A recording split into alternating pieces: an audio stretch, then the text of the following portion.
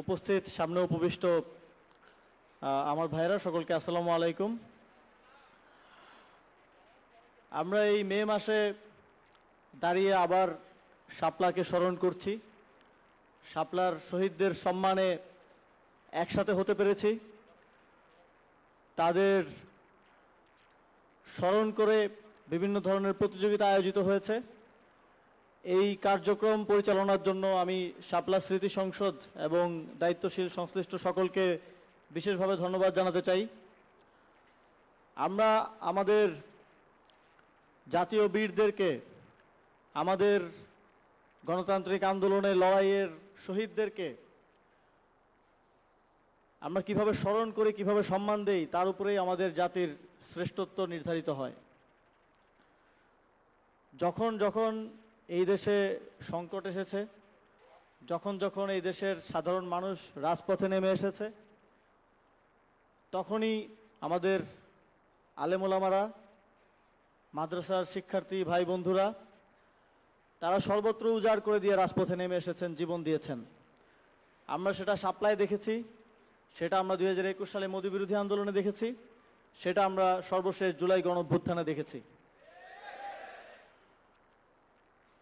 যখন গত বছর আমরা শাপলার শহীদদেরকে নিয়ে এবং মোদি বিরোধী আন্দোলনের শহীদদেরকে নিয়ে কাজ করতে যাই, তখন দেখতে পেলাম যে শাপলা স্মৃতি সংসদের সদস্যরা যখন 2013 সালের এই গণহত্যার পর তালিকা করছিলেন যে কারা কারা শহীদ হয়েছেন, শহীদদের বাড়ি বাড়ি যাচ্ছিলেন এই তথ্যগুলো যেন হারিয়ে না যায় ইতিহাস থেকে, সেটা রক্ষা করার জন্য তাদের অভিজ্ঞতা শোনার সুযোগ হয়েছিল আমার।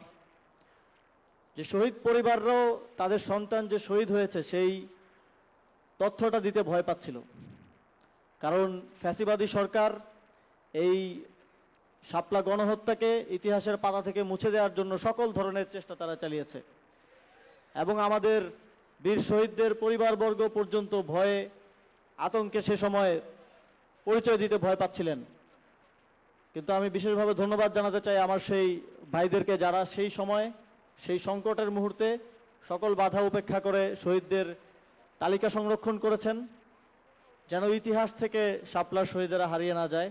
এবং সেই তালিকা ধরেই আমরা যখন দায়িত্বে ছিলাম তখন আমাদের এই বীর শহীদদেরকে, শাপলা চত্বরের শহীদ এবং মধ্যবিরোধী আন্দোলনের শহীদদেরকে তাদের প্রাপ্য সম্মান, রাষ্ট্রীয় স্বীকৃতি এবং সরকারের পক্ষ থেকে ক্ষুদ্র একটা সহযোগিতা করার সুযোগ পেয়েছিলাম।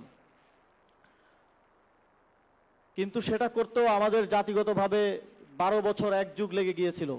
এটা আমাদের জন্য লজ্জার।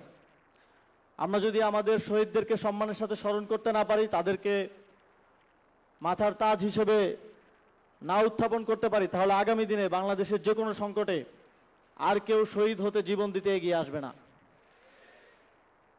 আমাদের নাসির ভাই একটু আগে বলে গেলেন যে আমাদের আধিপত্যবাদ বিরোধী লড়াই সামনে আরো কঠিন হতে যাচ্ছে।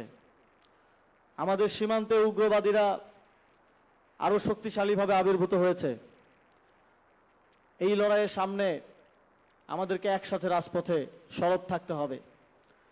আমাদেরকে এদেশের মানুষের আকাঙ্ক্ষা, ধর্মীয় মূল্যবোধ রক্ষা এবং একই সাথে সার্বভৌমত্ব রক্ষার জন্য সর্বদা প্রস্তুত থাকতে হবে।